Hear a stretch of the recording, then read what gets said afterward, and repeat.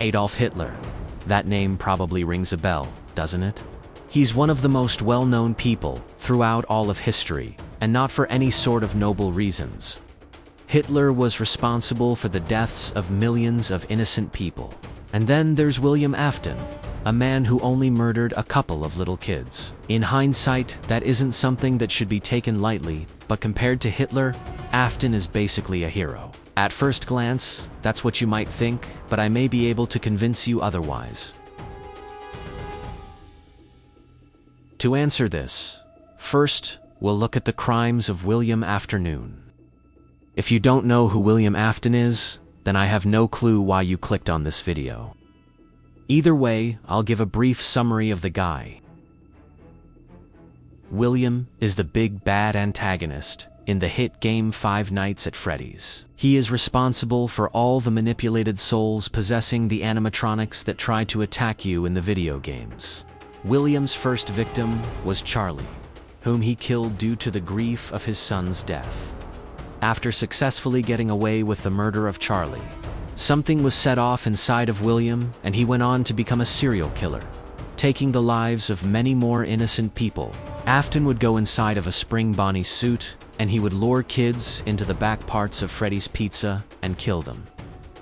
Afterwards, he would stuff them into animatronics. He also created the Funtime animatronics, and their purpose was to capture live kids that he would experiment on.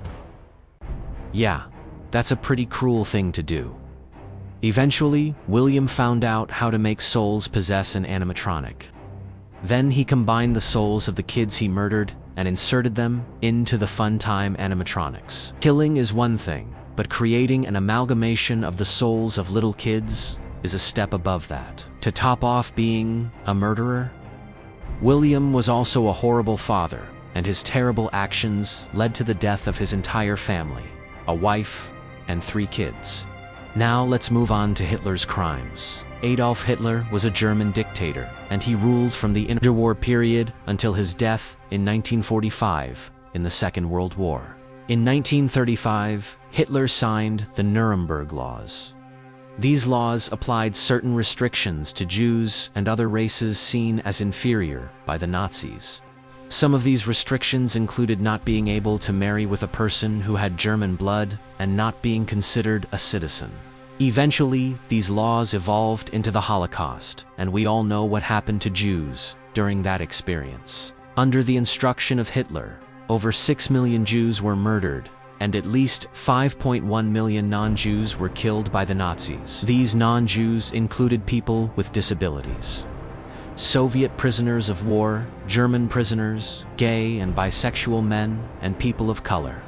Furthermore, Hitler promoted an anti-intellectual society to his people, outlawing books, architecture, and modern forms of art. Now then, you're probably wondering, how could William Afton have possibly been worse than Hitler? Well, this all comes down to the motives behind their actions. Everyone does bad things during their lifetimes. It's a part of our human nature.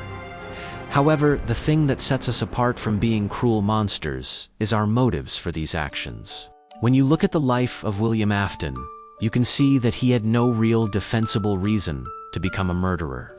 William had created Fredbear's Family Diner, and he was swimming in cash from it. William could have used this money to live a happy and peaceful life. But instead, he chose to go down the path of violence. Even though his son died, that doesn't justify murdering Charlie. Afton was just a straight-up evil person who wanted to inflict feelings of pain onto others. Hitler grew up in Vienna, a city with widespread anti-Semitism. Surrounded by an immense amount of hate towards Jews, it was only natural for Hitler to start to hate them too. Because of the hate for Jews that Hitler grew up with, he later got involved in politics and became the leader of a political party, where he preached against Jews and advocated for government programs to help Germany escape poverty. Eventually, one thing led to another, and the events of the Holocaust happened. But you have to look at things from Hitler's perspective. He genuinely believed that the Germans were a part of the Aryan race, meaning they were superior. Also, this kind of thinking was normalized in Germany when Hitler was alive. From Hitler's perspective, These non-German races were practically animals, and as an Aryan, he believed he was superior to them.